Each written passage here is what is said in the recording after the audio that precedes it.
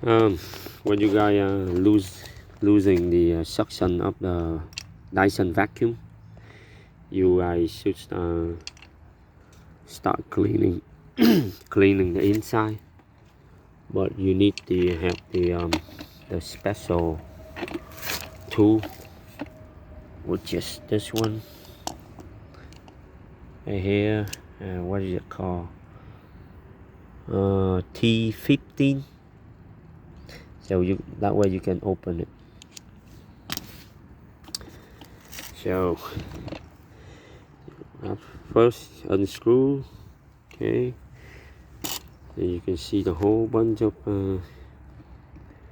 stuff inside. And then now see, with this I already cleaned it, so when you open it now, a lot of dust accumulate in here. It blocks all the airway here, so that's what caused the losing the suction power.